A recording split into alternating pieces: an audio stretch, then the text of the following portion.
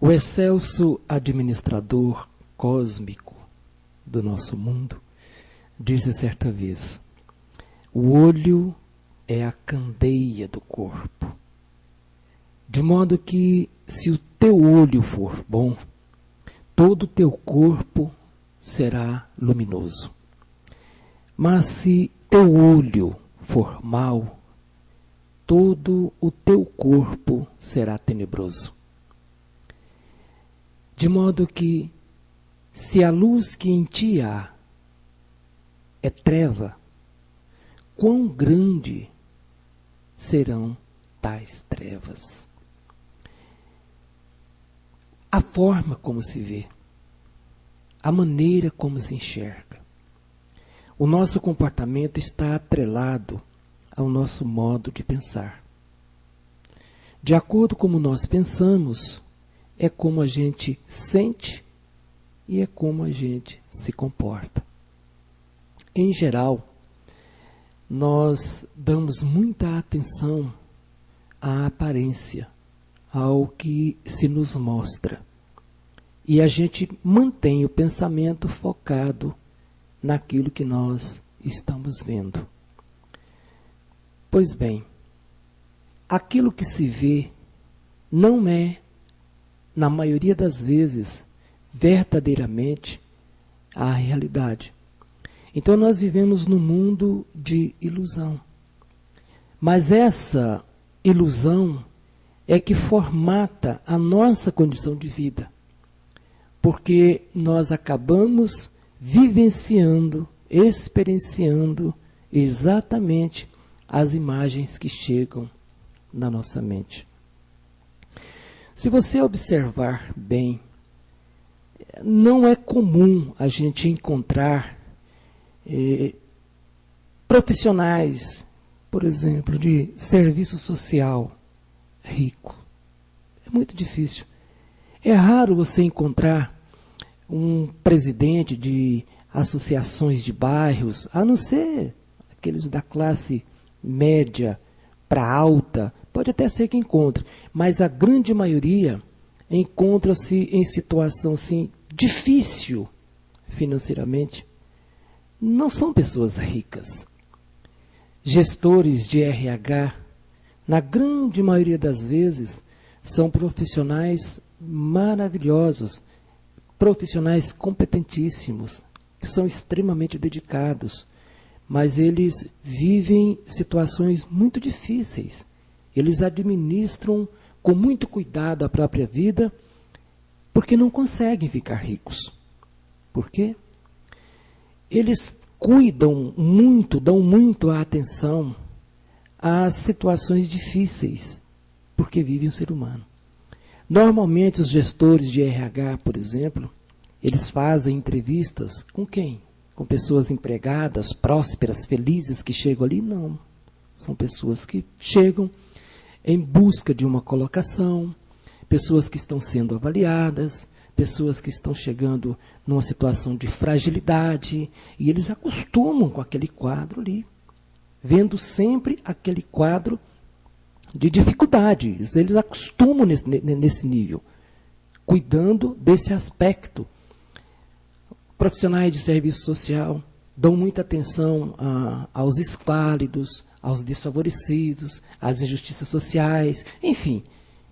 Se você presta atenção nessas imagens, você começa a vivenciar essas imagens. Passa a ser o que você vê. Então, se você pretende realmente alcançar uma condição espiritual, mental e física de prosperidade, não pode dar atenção excessiva ao aspecto circunstancial da miséria, da pobreza, da dificuldade, do problema, da injustiça e assim por diante. Você tem que focar a essência verdadeira. Trabalhar a sua mente no modo que esteja de acordo com o patamar da realidade divina, que é a realidade quântica. Deus é a prosperidade suprema. Não existe pobreza na linguagem cósmica. O sucesso tem consistência espiritual, transcendente. O sucesso, a riqueza, a prosperidade procede de Deus. Nós aprendemos ao longo do tempo, nós somos ensinados a pensar assim, que existe uma divindade, uma entidade superior, sei lá, um gestor do universo, que estabeleceu a pobreza como uma ferramenta para alcançar o seu reino. Que dá atenção e até valoriza o sofrimento na terra. Então a gente tem aquela sensação de que ser pobre, viver uma vida difícil, passar pelas extremas agruras da existência, sofrer na terra, qualifica-nos para uma situação melhor fora deste mundo quando a gente morrer. Nós somos criados assim. Os líderes religiosos, principalmente os líderes do passado, ou dessas religiões dominantes, eles estabeleceram isso. Fizeram com que a gente sentisse que vale a pena ser pobre. Vale a pena viver na dificuldade. Só que eles são ricos. Todos os líderes religiosos são ricos. Todas as religiões são ricas. Existem pobres nos movimentos religiosos, mas a religião em si é rica.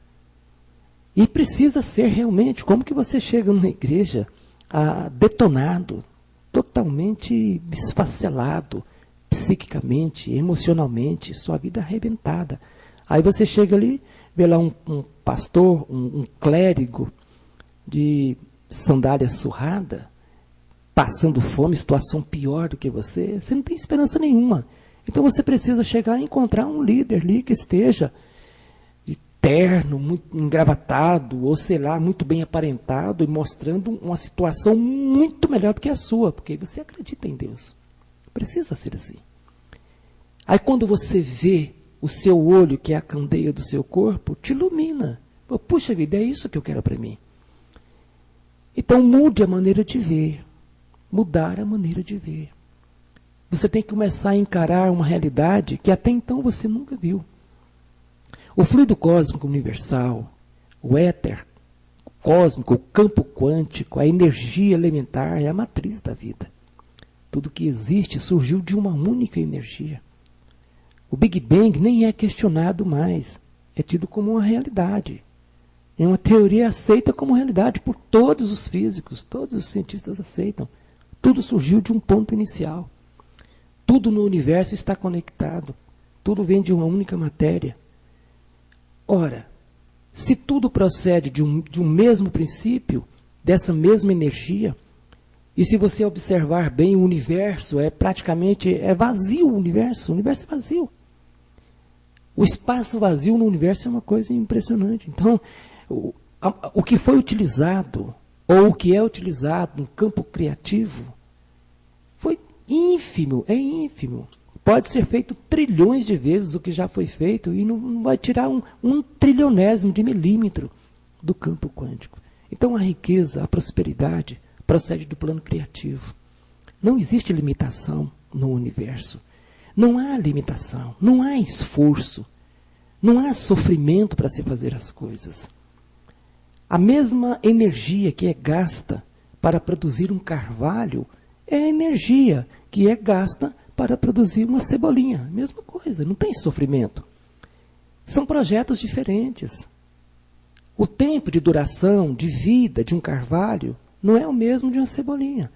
Por isso um produz mais rápido que o outro. Mas o processo é o mesmo. Não tem esforço doloroso de sofrimento no universo. A gente passa a sofrer para fazer as coisas por dois motivos. Primeiro, a gente não sabe fazer. Segundo, a gente não gosta de fazer. Aquilo que você não sabe fazer, você sofre, porque você não sabe fazer. E aquilo que você não gosta de fazer, você sofre, porque você não gosta de fazer. E é por isso que a gente sofre. Mas ninguém sofre ao fazer aquilo que sabe fazer e que gosta de fazer. Às vezes você sabe fazer, mas não gosta de fazer. Às vezes você não sabe fazer e gosta de fazer. Mas vai fazer, sofre, porque não sabe fazer. Então, tudo isso tem que ser muito bem pensado, refletido para nós. Quando você sabe fazer algo e faz com prazer, você não sofre, não tem sofrimento. Eu nunca vi uma criança sofrer para tomar sorvete, e sorvete é gelado. Vai haver um piquenique, todos passam a noite inteira sem conseguir dormir. No entanto, para a aula do dia seguinte, pela manhã, todos acordam atrasados, todos sofrem para acordar. É difícil ir. Mas se tiver uma festa na escola, por exemplo, algo que interessa essas crianças, menino, eles acordam numa motivação, num entusiasmo, rapidinho estão prontos, não precisa você nem se preocupar com isso. Quando a gente faz algo que a gente gosta e que a gente sabe fazer, a gente não sofre. É isso que acontece com as obras de Deus. Tudo que Deus faz é com suprema sabedoria e inesgotável felicidade. Quando você tirar do âmago do ser toda essa gama de tristeza, de insatisfação, toda essa frustração incrustada no seu mundo íntimo, a sua vida vai se tornar plena. Você vai realizar aquilo que nunca imaginou que seria possível realizar. Tudo passa a dar certo para você. Você não sofre mais. Você faz carinho na sua família sem nenhum esforço, porque é algo que você sabe fazer e que gosta de fazer. Você faz o seu trabalho com tanta maestria. Você é altamente produtivo. Você é lucrativo onde quer que você faz, porque tudo você faz com eficiência e eficácia. Tudo passa a dar certo na sua vida, porque você passa a fazer aquilo que você gosta de fazer e com a competência de quem sabe fazer. Por isso que, se no momento você está fazendo algo que não é o que você gosta de fazer, mas sabe fazer e tem que fazer, faça como sendo uma ponte, um processo de crescimento para que você possa fazer, posteriormente, aquilo que você ama fazer. Quando você pensa assim, olha, eu estou fazendo o que eu estou fazendo agora, embora não seja o que eu gosto de fazer, mas é uma preparação para que eu possa fazer o que eu devo fazer e gosto de fazer, você não sofre mais.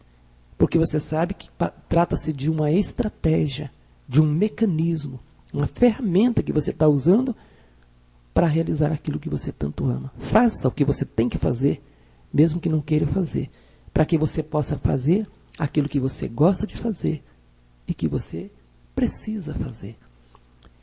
Tudo depende da nossa visão, a forma como você vê. Eu fico observando assim, analisando a sabedoria de Jesus Cristo.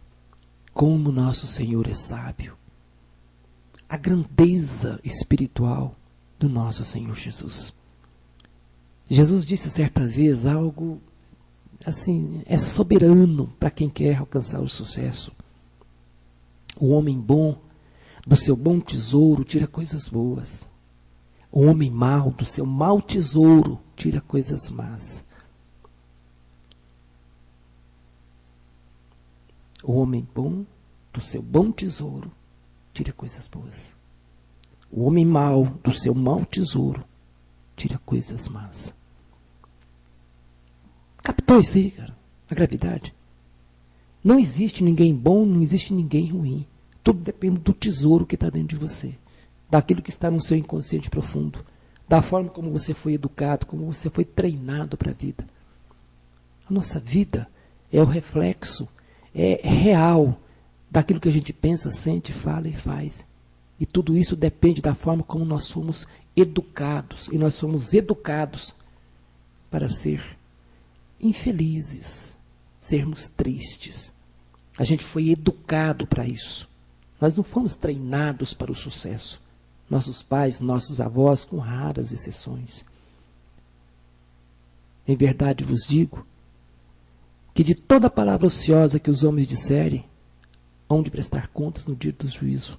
Porque por vossas palavras sereis justificados, e por vossas palavras sereis condenados.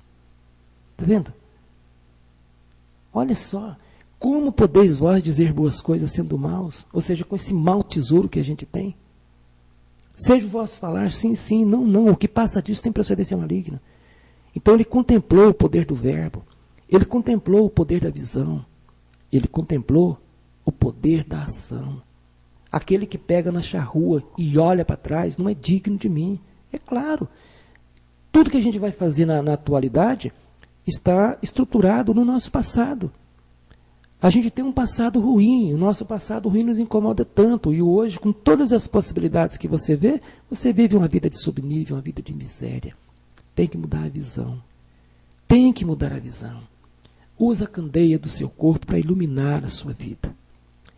A gente tem que fazer isso.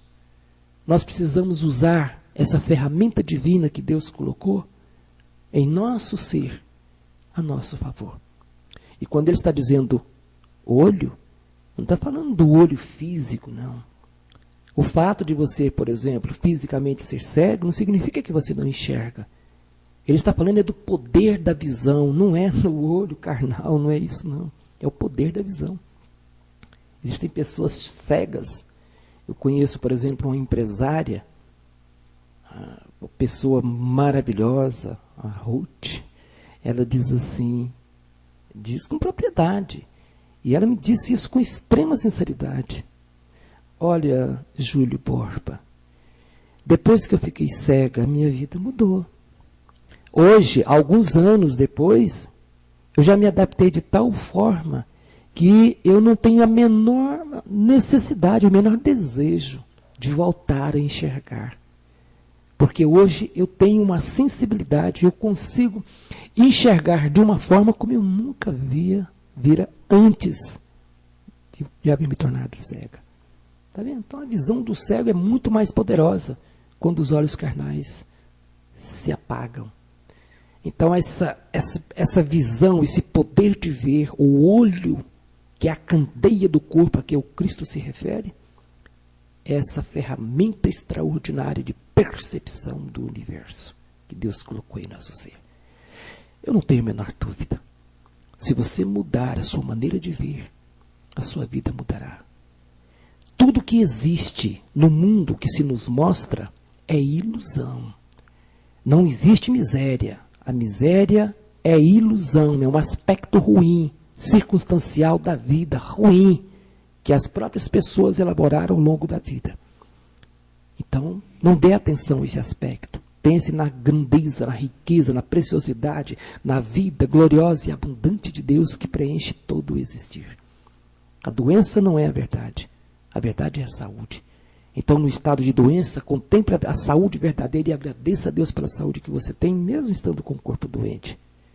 Isso é colocar a sua visão naquilo que é a realidade. A desarmonia no lar, a dificuldade no casamento, o relacionamento interpessoal ruim, os projetos que estão andando com dificuldade. Não olhe para isso. Olhe para aquilo que você quer, que você deseja e agradeça a Deus por isso e passa a viver como se fosse tudo uma grande realidade. Você vai ver como tudo se ilumina. É assim que os bem-sucedidos fazem. Dá certo com todo mundo. Por que não vai dar certo com nós? Conosco, desculpa. Por que não dá certo conosco? Espera lá. Se Jesus disse que a candeia do corpo é o olho, é porque é o olho que ilumina o corpo. Olho significa luz. Luz significa vida. E vida representa Deus. Não tenho a menor dúvida.